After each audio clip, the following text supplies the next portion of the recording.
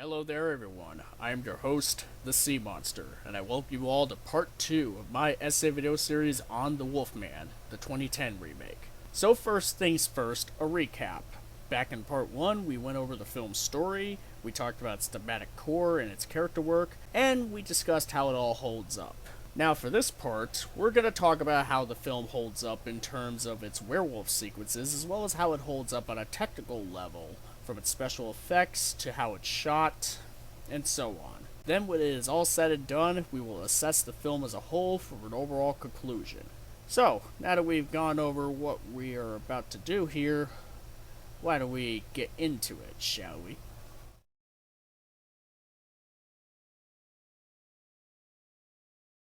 The Wolfman 2010 features some brutal and intense set pieces involving werewolves attacking. For as good as the original 1941 film is, the werewolf attacks that we see in it are ultimately nothing to write home about, since the filmmakers weren't allowed to show what would really happen to someone if they were getting mauled by a werewolf. So the remake doesn't shy away from showing the more gory details whatsoever, and it more than delivers on making it rather effective. Whenever we see the results of someone being attacked and or killed by a werewolf, it ain't pretty. The scene in the morgue where Lawrence sees the mutilated corpse of his brother and the sequence at the gypsy camp both give us a really good idea of how much of a violent and gruesome death that awaits anyone who is in a werewolf's crosshairs, or even simply in its path. So anytime Lawrence Talbot starts to transform after being cursed himself, there is a great deal of suspense for who's going to be on the chopping block. And when his transformations are complete, that suspense pays off in a big way as we see the Wolfman making mincemeat out of anybody that stands in his way. From the hunters during his first attack sequence, to the doctors of Lambeth Asylum,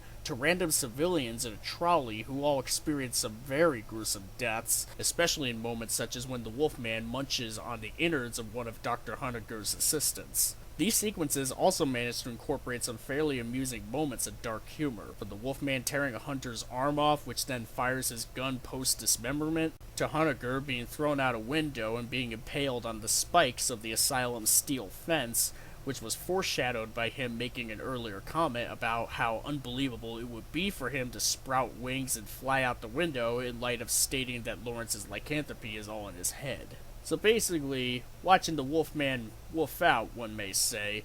is some pretty entertaining stuff. Gruesome, but entertaining. That being said, however, there are some questionable parts in the werewolf sequences, such as how the head doctor somehow didn't hear the pained grunts and growling from Lawrence transforming right behind him during his presentation at the asylum. Though we could chalk it up as the doctor actively ignoring these sounds under the assumption that Lawrence is just acting crazy, as well as, to a certain extent, him having a bit of an ego and probably enjoying the sound of his own voice a bit too much. Or how Lawrence suddenly goes from human to Wolfman almost instantly right before he fights his father, despite how such a change is still shown to not be all that instantaneous, even within this very scene when we see Sir John transform as well, considering that his transformation isn't shown to be instantaneous either, despite his more accepting attitude towards his case of lycanthropy. Another part that's kinda off is during the film's climax when Gwen finds herself being pursued by Wolfman Lawrence, which gives her a pretty noticeable bit of plot armor during its duration. Considering that we've seen the Wolfman alternate from running on his hind legs to going on all fours and back before, it's strange that when he's pursuing Gwen to kill her, considering that prior to when he gets up close and personal to her by the waterfall, he barely recognizes her, he doesn't go on all fours to get to her quickly. Since we're shown how fast a Wolfman can go when on all fours, especially when it's on the prowl and out for the kill, especially when they're more proficient and more actively embracing their beastly selves, the way Sir John does, where he, for instance, is able to attack people in the blink of an eye, it's odd for Wolfman Lawrence to seemingly give some woman whom he doesn't recognize an easier time to evade him when he has yet to have any context for who she is, considering how Gwen's own wardrobe is rather limiting in terms of rigorous physical activity.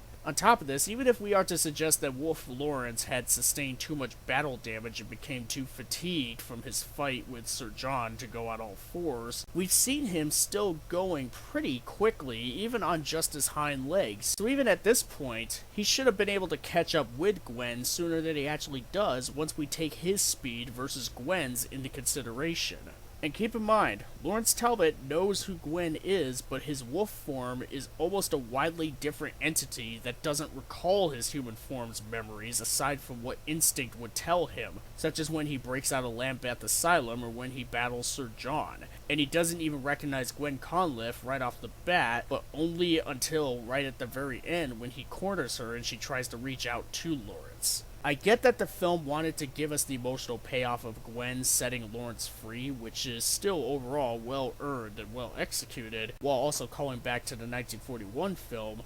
but I think that there was a smoother way to get there than what we got here. For instance, we could have had Wolfman Lawrence getting a more significant foot injury from his fight with Sir John, which would hinder him just enough for Gwen to still be able to stay ahead of him, though not so far enough ahead of him to where she would be able to successfully evade him in the end. It could even serve as a neat little callback to the part in the original when Wolfman Larry gets caught in a bear trap and sustains an injury from it. As the way things are though, yeah, I would say the path to getting to this particular payoff could have been a little better. Moving on from that, there is also moments in these werewolf sequences where the editing is just a bit too frenetic, with certain moments of a wolfman slaying people having cuts in them that seem just a bit too abrupt. This issue doesn't come up all the time, nor is it enough to totally tank these set pieces by any means, and the film does allow us to get just enough of a look at the gory details without becoming overly indulgent with them, but the issue is still worth noting all the same.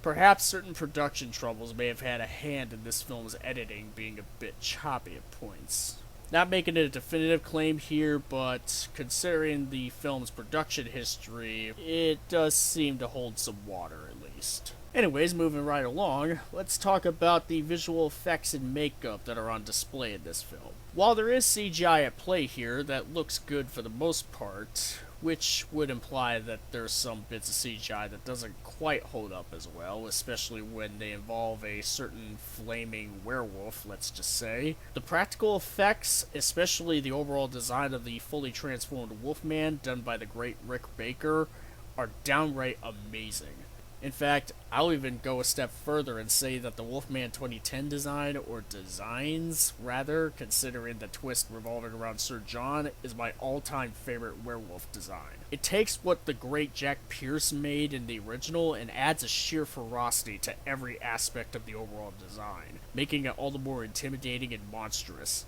Add some blood splatters on the wardrobe, or even have some dripping from their mouths, and you've got yourself an intense and rather frightening sight of a creature that you would not want to see yourself being targeted by. Even the CGI for the transformation sequences holds up fairly well considering how sparingly it's used. It also helps that the werewolf sequences take place at night, which allows for certain bits of CGI and green screen to be more well hidden, such as when we see a wolfman running across the rooftops of London, or when either Wolf Lawrence or Sir John start going on all fours. While I understand why Rick Baker would be frustrated, since he proved to know his stuff when it comes to werewolf transformations based on works like An American Werewolf in London, and considering the hard work that is put into bringing said practical effects to life, that doesn't mean that we should discredit how well done the transformations in the 2010 film really are. In fact, the CG artists may have even taken cues from what Baker originally intended for the film's transformation sequences, which could indicate that a physical template certainly lended to the overall quality of the visual work on display.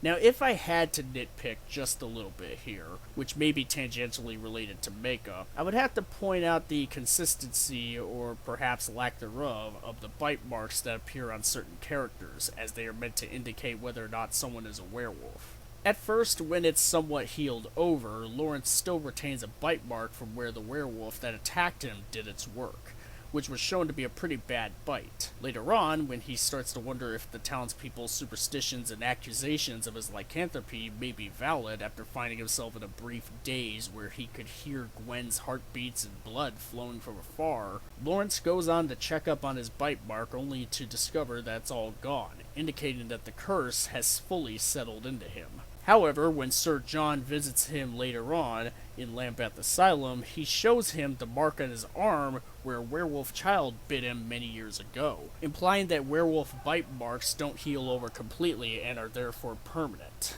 Now sure, we didn't get to see if Lawrence's bite mark ever shows back up after his first night as a werewolf, but earlier scenes suggested that such a mark would heal over completely to indicate their more supernatural nature, so then it becomes a bit confusing when Sir John's bite mark, despite being from a similar source, would still be around even after all the time that he's been a werewolf. Again, it's a nitpick, and it doesn't necessarily break the film or certain aspects of its plot by any means, but it kinda stands out as a bit of an inconsistency in the film's world building in regards to how the curse of a werewolf is supposed to operate. Nonetheless, going back to the special effects of this film, both digital and especially practical, such effects are truly something to behold. Even if some CGI here and there may not be great, there are other bits of CGI that simply look stunning, especially when the more practical elements that complement them are so excellently crafted and even serve as a perfect update to a classic creature design. The Wolfman 2010 also features cinematography and set design which all greatly showcase the moody, gothic atmosphere that's on display. From wooded areas shrouded in darkness with only a bluish tint to emulate the nightly setting, to gothic architecture which we see not just at Talbot Hall but also in London,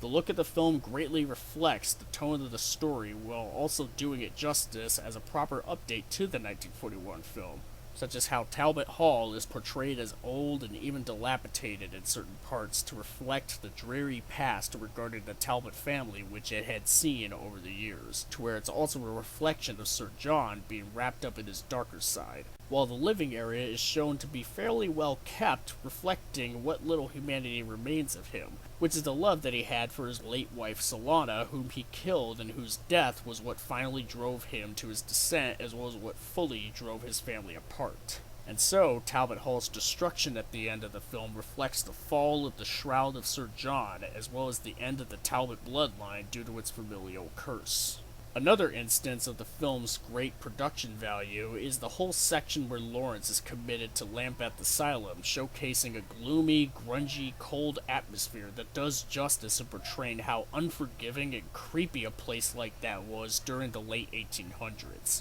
Not to mention the fact that so many of these sets, including the setting of the town square where the Wolfman wreaks havoc, are all practical and fully constructed, really shows the care and passion for the craft that was put into this feature despite the tumultuous production. The film also features some well-done cinematography that is able to emphasize the mood which oozes from the film's various settings, and it does so very well to get across the untamed perspective of the Wolfman, such as when the camera goes into the creature's POV at certain points. There's also some neat choices being made with how certain moments are shot, such as the dreamlike nature of Lawrence's visions of his past, as well as when he's bedridden from his injury where light is shining on Gwen as if she were an ethereal beauty watching over him, while the more nightmarish imagery which we see from his POV during his time in Lambeth emphasizes his state of mind as he endures the tortures being inflicted upon him. So the basic gist is that the visual work in the Wolfman 2010 is rock solid, making the film a worthwhile treat for anyone's Halloween movie night with a gloomy and gothic atmosphere that is very prominent throughout the piece.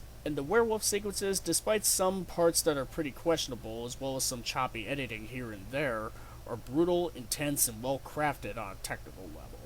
Now, with all that said, I think it's safe to say that we've covered just about all that needs to be covered about the Wolfman 2010 in this part, as well as the part before. Which means it is now time for us to bring this essay video series to a close.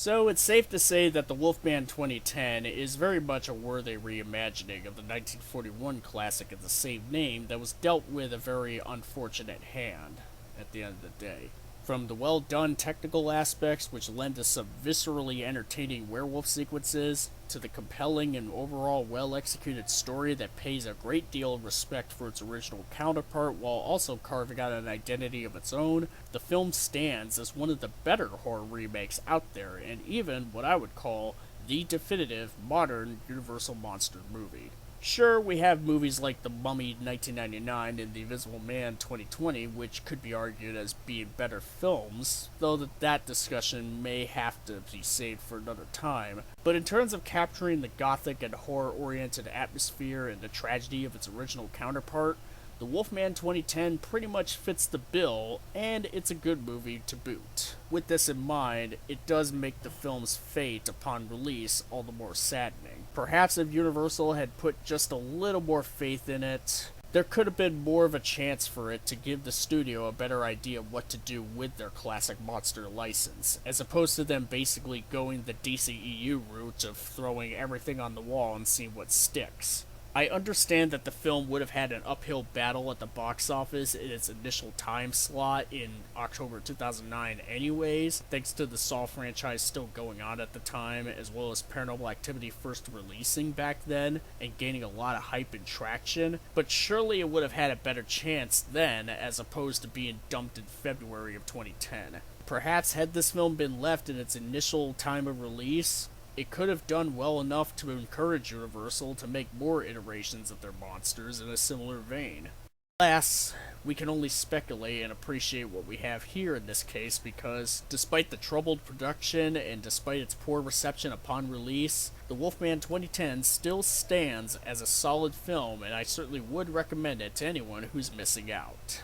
And so that pretty much does it for my essay video series on The Wolfman 2010. I would like to thank you all very much for watching this series if you made it this far. Considering the overlooked and underrated nature of this film and considering its overall quality regardless of it, I had a sizable deal of interest in doing an essay video or a series on it in order to give it some much needed recognition. With that said, I recommend checking out the rest of my content where I talk about other monster movies, whether they be other Universal monster films or Godzilla films or films that sit outside of either of those IPs. And if this particular series was your introduction to my content, I hope that's given you incentive to look further into my content and to start following me for what's to come. For those who wish to stick around and find out, I'll be sure to signpost you all on what I have coming up in the future. Once again, thanks for watching, and until my next video or series of videos, I will see you all later.